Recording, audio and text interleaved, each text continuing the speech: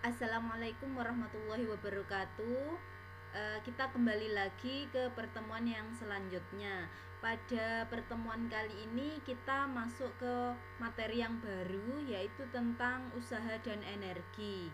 Nah, untuk usaha dan energi di sini kita bisa membaginya. Yang pertama tentang usaha. Usaha nanti juga ada hubungannya dengan daya. Kemudian yang kedua adalah energi. Nah, untuk materi usaha dan energi itu sebenarnya materinya tidak terlalu banyak, makanya saya jadikan ke dalam satu kali pertemuan. Jadi saya ambil intinya saja. Kemudian materi ini juga banyak kita jumpai di dalam kehidupan kita sehari-hari. Langsung saja ya. Untuk yang pertama, di sini kita akan mempelajari tentang usaha. Jadi kalian tentu sudah tidak asing lagi dengan kata-kata usaha.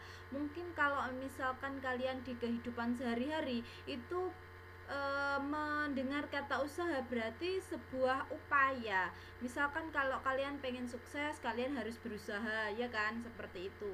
Nah, kalau di fisika itu berbeda. Nah, di sini itu yang pertama kita pelajari usaha oleh gaya konstan.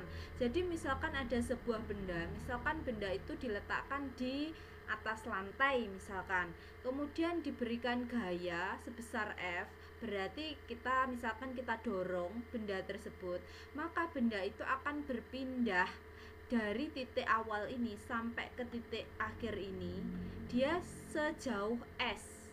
Jadi ini adalah posisi yang pertama, ini adalah posisi yang kedua. Dia diberikan gaya sebesar F, kemudian berpindah sejauh S. Maka dapat dikatakan di sini itu dilakukan yang namanya usaha, dimana ketika kita memberikan gaya kemudian benda itu berpindah, maka dapat kita katakan bahwa kita memberikan usaha pada benda tersebut, dimana besarnya usaha itu simbolnya adalah W. Jadi simbol usaha itu sama dengan gaya berat. Jangan sampai keliru ya. Di sini kalau di persamaan ini usaha itu kan sama dengan F dikalikan S. F itu adalah gaya, sedangkan S itu perpindahan. Nah, berarti jangan sampai keliru. Kalau W sama dengan F kali S, maka W-nya itu adalah usaha. Dimana usaha itu satuannya kilogram meter kuadrat per sekon kuadrat, atau biasanya itu disingkat dengan joule. Simbolnya itu adalah J. Nah, kalau di sini F-nya itu adalah F gaya yang segaris kerja dengan perpindahan. Maksudnya segaris kerja itu kalau perpindahannya pada arah horizontal, maka gaya yang bekerja di sini itu juga yang arahnya ke horizontal, entah itu searah atau berlawanan arah dengan gerakan benda. Sedangkan gaya pada arah vertikal itu tidak dianggap melakukan usaha. Nah, jadi hati-hati kalau W di sini tuh W usaha, sedangkan kalau W sama dengan N kali G, maka di sini W-nya itu adalah gaya berat. Nah, di situ W-nya satuannya Newton. Nah, itu mungkin juga kalian perhatikan, jangan sampai keliru. Kemudian selanjutnya kalau ini tadi kan gayanya segaris kerja. Kalau yang gayanya tidak segaris kerja bagaimana? Misalkan gayanya itu arahnya seperti ini F-nya. Dia membentuk sudut terhadap arah horizontal atau mendatar. Maka gaya itu kita proyeksikan pada arah horizontal. Kalau arah vertikal tidak usah karena kan tidak melakukan usaha. Berarti kita proyeksikan ke sini seperti memproyeksikan vektor di pertemuan yang ke-1 dulu. Maka di sini kita tarik garis ini. Nah, ini sudutnya kan di sini, di sini. Maka di sini kan yang dekat dengan sudut berarti itu yang cos, berarti proyeksi ini itu disebut dengan F cos alpha, sehingga besarnya usaha itu menjadi F cos alpha dikalikan S. Jadi alpha di sini itu sudut antara gaya terhadap bidang horizontal. Gayanya kan ini, bidang horizontalnya kan ini, berarti sudutnya itu di sini. Itu untuk usaha yang gayanya itu tidak segaris kerja dengan gerakan benda, jadi harus kita proyeksikan. Terus selanjutnya itu adalah usaha oleh beberapa gaya, maka di sini usaha totalnya tinggal menjumlahkan saja. Karena apa? Karena usaha itu besaran skalar, sehingga untuk penjumlahannya itu tinggal menjumlahkan secara biasa saja, yaitu W1 tambah W2 dan seterusnya. Di sini ada contoh soal, misalkan sebuah benda itu diberikan gaya sebesar 10 Newton sehingga benda itu berpindah sejauh 5 meter atau S-nya 5 meter. Hitung besar usaha yang dikerjakan oleh gaya tersebut. Di sini saya langsung saja menulis di catatan saya. Kita lihat, kita boleh menulis diketahui ditanya dulu, enggak apa-apa. Saya singkat saja langsung ya. Berarti di sini diketahui F sama dengan 10 Newton. Kemudian diketahui lagi itu adalah S sama dengan 5 meter. Nah, berarti kalau misalkan di situ F-nya sudah segaris kerja seperti ini, berarti ya langsung untuk mencari usaha ya tinggal W sama dengan F dikalikan S. Sudah, langsung kita kotai, kemudian kita masukkan angkanya. Berarti F-nya ada 10, S-nya ada 5, berarti tinggal mengalikan saja. Nanti hasilnya 10 dikalikan 5 yaitu 50. Satuan dari usaha tadi itu adalah Joule. Berarti langsung dikasih di bagian belakang 50 Joule. Jadi mudah kan untuk soal untuk usaha. Nah, jika gaya yang bekerja itu segaris kerja, sudah bisa dipahami. Terus kemudian yang selanjutnya juga ada contoh soal lagi. Jika gayanya tidak segaris kerja seperti ini tadi, dimana sama yang diketahui tapi harus kita proyeksikan dengan sudutnya 45 derajat. Di sini sama ya, berarti untuk yang diketahui tapi ditambah lagi jika diketahui sudutnya itu adalah 45 derajat. Ini contoh yang soal kedua, tapi di sini yang diketahui sama. Maka yang ditanyakan itu adalah usaha. Berarti W karena F-nya itu tidak segaris kerja, kita proyeksikan tadi adalah F dikalikan cos alfa dikalikan S. Nah, tinggal masukkan nilainya. Berarti F-nya tadi diketahui di atas tadi itu adalah 10, berarti 10 kemudian dikalikan cos 45 derajat. Nah, kemudian dikalikan S-nya itu tadi adalah 5, berarti kita tulis 5. Nah, di sini sama dengan berarti 10 dikalikan cos 45. Cos 45 itu berapa? Nah, kalian harus hafal sudut-sudut istimewa ya. Ada 0 derajat, ada 30 derajat, 45 derajat, kemudian ada 60 derajat dan juga 90 derajat. Kalian harus hafal sin cos tangen karena itu nanti akan digunakan tidak hanya di fisika tetapi juga di matematika. Nah, itu silahkan cari di internet trigonometri sudut-sudut istimewa sin cos tan, itu di Google banyak. Nah, itu kalian harus hafal.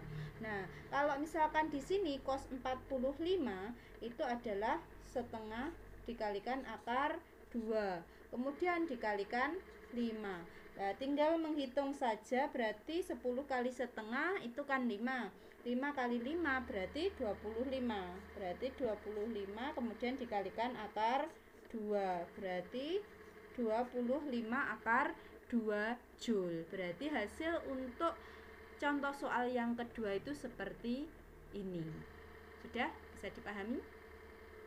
Nah, kemudian yang selanjutnya itu adalah jika misalkan gayanya itu lebih dari 1, misalkan yang diketahui itu sama, misalkan ada F1 10 Newton, F2 10 Newton, kemudian bergerak sejauh atau berpindah sejauh 5 meter. Kemudian sudutnya 45, usaha total berarti ya tinggal menjumlahkan. Di sini W total tadi, W tot gitu saja saya tulis, maka sama dengan W1 ditambah W2. Nah, kita lihat berarti W1 tadi itu adalah 50, W2 25 akar 2. Berarti 50 ditambah Jadi di sini searah ya gayanya, berarti 25 akar 2. Nah, di sini kalian bisa mungkin mencari akar 2 itu berapa, kemudian dikalikan 25, kemudian ditambah 50. Berarti nanti ketemu berapa joule. Sudah. Akar 2 itu sekitar 1,3 atau 1,4. Nah, coba dihitung pakai kalkulator bisa. Terus kemudian dikalikan 25, baru selanjutnya ditambah 50. Nanti hasilnya ketemu berapa joule. Sudah ya. Itu tentang usaha. Kemudian selanjutnya, jika ada grafik hubungan antara gaya pada sumbu Y dan juga perpindahan S pada sumbu X, kemudian dia membentuk kurva, misalkan kurvanya yang garis warna merah, maka di sini besar usaha itu adalah luas daerah di bawah kurva grafik F terhadap S. Berarti di sini saya berikan warna pink ini. Kalau misalkan dia kurvanya mendatar seperti ini misalkan, maka kita tarik, dia akan membentuk kotak atau persegi panjang, mungkin tergantung di situ yang ditanyakan. Maka kita bisa mencari luasnya pakai luas persegi atau luas persegi panjang seperti itu. Kalau nanti dia membentuk misalkan segitiga, berarti ya luas segitiga. Jadi kalian tinggal melihat luasan daerah di bawah kurva ini. Jadi di sini. Nah, sudah. Kemudian selanjutnya adalah daya. Kalau tadi usaha, kita masuk ke daya. Daya itu apa? Daya adalah usaha yang dilakukan tiap satuan waktu. Jadi usaha tadi itu kan W, kemudian waktu itu T. Jadi besarnya daya disimbolkan dengan P, itu adalah usaha dibagi waktu. Jadi W dibagi T, dimana daya itu satuannya adalah watt. Jadi kalau mungkin kalian mendengar lampu berapa watt, itu berarti adalah daya lampu tersebut. Dimana daya itu usaha satuannya joule, kemudian T dibagi T, waktu satuannya adalah sekon. Kemudian misalkan ada contoh, seorang anak memindahkan lemari sejauh 2 meter dengan gaya 15 Newton. Jika waktu yang dibutuhkan untuk memindahkan benda tersebut 1 menit, hitung dayaannya. Ingat, jadi di sini waktunya dalam satuan sekon. Otomatis 1 menit harus kita jadikan ke sekon. Jadi jangan sampai lupa, 1 menit berapa sekon? 60. 1 jam berapa menit? 60 menit. Berarti 1 jam berapa sekon? Yaitu tinggal 60 kali 60, berarti 3600. Coba kita kerjakan yang contoh selanjutnya. Berarti itu P itu kan sama dengan W per T, langsung saja ya. Dimana W tadi itu adalah F dikalikan S dibagi T. Berarti F nya itu sama dengan berapa? F nya sama dengan 15 dikalikan S nya 2 meter, kemudian waktunya 1 menit, berarti 60. 15 kali 2 berarti 30. 30 dibagi 60 berarti kan setengah watt, W atau watt. Nah, itu adalah jawaban dari contoh soal yang ini. Jadi P itu sama dengan W dibagi T, di mana P itu adalah F dikalikan S, kemudian dibagi T, berarti 15 kali 2 dibagi 60, berarti sama dengan setengah watt. Itu untuk daya. Kemudian selanjutnya kita masuk ke energi. Jadi kalau tadi usaha, daya, sekarang energi. Energi itu adalah kemampuan untuk melakukan usaha, dimana energi itu dalam kehidupan sehari-hari banyak kita kenal macam-macamnya, jenis-jenisnya. Misalkan energi kimia, energi listrik, energi panas, bunyi, cahaya, kemudian nuklir, potensial, kinetik, dan sebagainya. Itu adalah contoh-contoh dari energi. Nah, energi ini itu kan kita lihat atau kita pernah mendengar ada hukum kekekalan energi, di mana energi itu kan tidak bisa diciptakan dan tidak bisa dimusnahkan. Energi hanya berubah bentuk dari bentuk satu ke bentuk yang lain. Contoh di sini ada perubahan energi, misalkan energi kimia diubah menjadi energi gerak. Manusia misalkan setelah makan dia mampu untuk beraktivitas. Kemudian kendaraan bermotor yang diisi bensin, maka kendaraan itu bisa bergerak. Kimia menjadi listrik, misalkan baterai, aki. Nah, jadi aki ini pun juga harus hati-hati. Kalau misalkan aki digunakan untuk menyalakan lampu atau mungkin ya menghidupkan suatu peralatan elektronik misalkan, maka itu penggunaan aki. Tapi kalau pengisian aki itu dari listrik menjadi kimia. Kemudian kalau listrik menjadi gerak, contohnya kipas angin. Listrik menjadi panas, itu contohnya setrika, heater. Sedangkan listrik menjadi cahaya, contohnya lampu dan sebagainya. Masih banyak contoh-contoh yang lain tentang perubahan energi. Terus kemudian selanjutnya itu adalah energi potensial. Jadi untuk kali ini kita fokus ke energi potensial, energi kinetik, dan juga energi mekanik. Nah, untuk energi potensial itu adalah energi yang dimiliki suatu benda karena kedudukannya. Jadi kalau misalkan suatu benda itu mempunyai kedudukan terhadap lantai atau terhadap tanah, maka dapat dikatakan bahwa benda itu mempunyai energi potensial. Jadi dia mempunyai kedudukan tertentu terhadap dasar bawah. Nah, besarnya energi potensial itu EP simbolnya, sama dengan M dikalikan G dikalikan H. Jadi massa dikalikan percepatan gravitasi dikalikan ketinggiannya H. Contoh di sini ada contoh, buah kelapa berada pada ketinggian 5 meter. Jika massa buah kelapa itu 2500 gram, berapa besar energi potensialnya sesaat sebelum buah itu jatuh? Jadi kalau misalkan di sini kita kerjakan, maka kita tulis dulu apa yang diketahui, itu yang lebih mudah, atau mungkin digambar boleh. Misalkan di sini saya akan menggambar ketika buah kelapa sesaat sebelum jatuh. Misalkan ini adalah gambar pohon kelapa, kemudian ini daunnya misalkan. Kemudian ada buah kelapa di sini. Mungkin di sini berpotensi untuk jatuh buah itu, dimana dari dasar itu ketinggiannya itu adalah 5 meter. H berarti H 5 meter. Kemudian massa kelapa ini yang ada di sini itu massanya sama dengan 2500 gram. Nah, harus kita jadikan atau kita ubah ke dalam satuan kilogram. Berarti berapa? Dibagi 1000, maka menjadi 2,5 kilogram. Nah, itu adalah massa dari buah kelapa itu. Terus kemudian percepatan gravitasinya kalau tidak diketahui, kita pakai yang 10 meter per sekon kuadrat saja biar lebih mudah. Kemudian tinggal ngisi EP sama dengan M dikalikan G dikalikan H. Berarti langsung kita masukkan nilainya, masanya 2,5, kemudian G-nya 10, H-nya 5. Berarti kita hitung 2,5 kali 10 berarti 25. 25 kali 5 berarti 125. Satuan energi itu sama dengan satuan usaha. Berarti dia satuannya adalah joule. Berarti 125 joule. Sudah tidak sulit kan?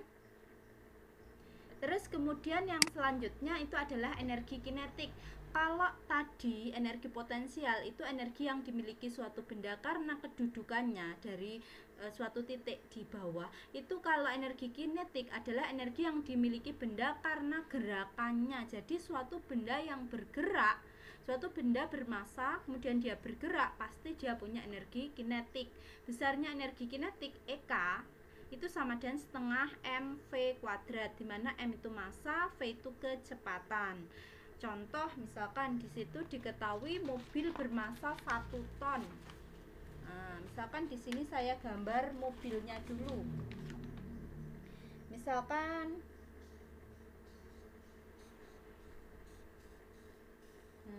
di sini ada mobil.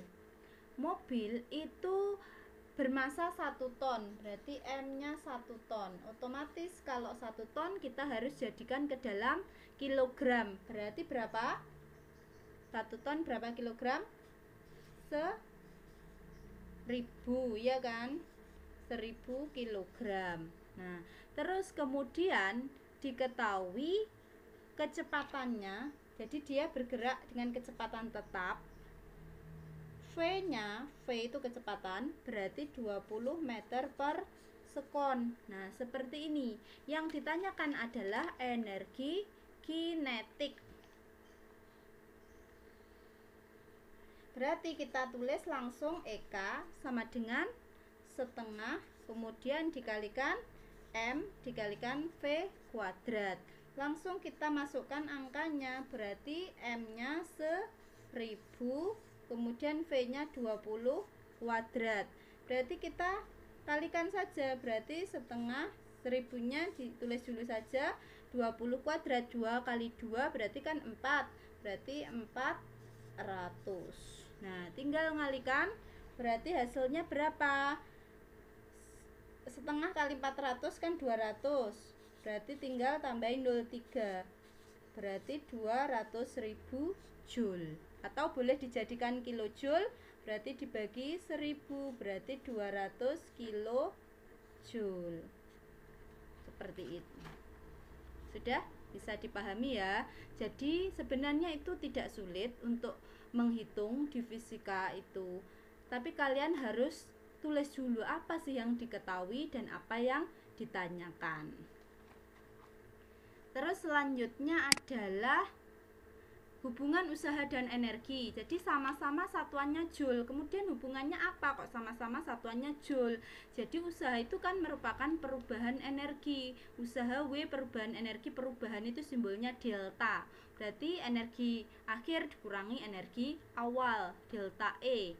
Misal sebuah benda dilempar ke atas atau ke bawah, maka di sini berarti kan yang berubah itu kedudukannya terhadap titik bawah itu, terhadap titik acuan bawah. Jadi di sini W itu delta EP, sehingga di sini W itu sama dengan EP kan MGH, yang berubah kan kedudukannya, ketinggiannya, maka di sini delta H. Sedangkan sebuah benda yang bergerak dipercepat atau diperlambat, berarti kan benda bergerak pada arah horizontal, maka di sini yang berubah adalah EK-nya. Berarti tinggal masukkan W sama dengan setengah M V2 kuadrat min V1 kuadrat. Itu kalau misalkan kalian menjumpai soal yang menyatakan hubungan antara usaha dengan energi, kalian bisa menggunakan persamaan ini. Terus kemudian selanjutnya contoh lain, ini contoh lain misalkan hubungan usaha dan energi. Usaha dan energi kalor. Energi kalor mungkin nanti kalian akan mempelajari tentang kalor di bab setelahnya atau di semester depan. Tapi juga kalian pernah tentu mempelajari di SMP, di mana energi kalor itu simbolnya Chi. Chi itu adalah MC delta T. Nah, maka di sini W itu sama dengan MC delta T. Atau usaha dengan energi listrik, maka energi listrik itu kan bisa fit atau mungkin I kuadrat kali RT. Nah, itu berarti W sama dengan energi listrik, VIT. Sudah? Kemudian yang terakhir itu adalah hukum kekekalan energi mekanik. Jadi di sini energi mekanik itu merupakan penjumlahan energi potensial dan juga energi kinetik ini. Kemudian besarnya energi mekanik itu selalu tetap. Nah, itu berlaku hukum kekekalan energi mekanik. Contoh misalkan ketika ada sebuah benda yang jatuh atau dilempar ke atas. Nah, maka di sini misalkan sebuah benda yang jatuh itu ketinggian awalnya kan HA misalkan, kemudian titik A, kemudian yang selanjutnya titik B, ketinggiannya itu HB. Pada titik A itu kecepatannya VA. Benda yang jatuh itu kan kecepatannya semakin besar, berarti otomatis kecepatan di titik A itu akan berbeda dengan kecepatan di titik B. Berarti VA ini yang bawah ini VB, maka itu nanti akan berlaku yang namanya hukum kegagalan energi mekanik. Berarti energi mekanik di titik A, EMA sama dengan EM di titik B. EM itu adalah EP, energi potensial ditambah energi kinetik. Berarti EPA tambah EKA untuk yang ruas kiri dan EPB ditambah EKB untuk yang ruas kanan. Tinggal masukkan saja. EP tadi kan MGH, sedangkan EK kan setengah MVA kuadrat. Karena yang berbeda H dan V-nya, maka kita tulis yang beda itu yang A dan B, sedangkan M, G itu kan sama, berarti tidak usah ditulis AB, tinggal nanti masukkan angkanya jika diketahui apa. Nanti yang ditanyakan apa tinggal menghitung saja. Mungkin kalian menjumpai soal tentang hukum kekekalan energi mekanik. Silahkan kalian bisa mengeksplor diri kalian sendiri, mencari contoh-contoh soal. Nah, itu banyak soal tentang hukum kekekalan energi mekanik ini, atau kita cari juga tentang usaha daya energi itu. Kalian bisa pelajari lebih lanjut. Saya tidak mungkin memberikan semuanya karena keterbatasan juga di sini. Yang penting kalian bisa belajar secara mandiri, saya pandu. Kalau misalkan kalian mengalami kesulitan, boleh tanya, silahkan japri saja. Sudah, mungkin itu untuk pertemuan kali ini. Semoga bermanfaat, kalian sudah bisa mendapatkan materi yang baru. Terima kasih dari saya. Wassalamualaikum warahmatullahi wabarakatuh.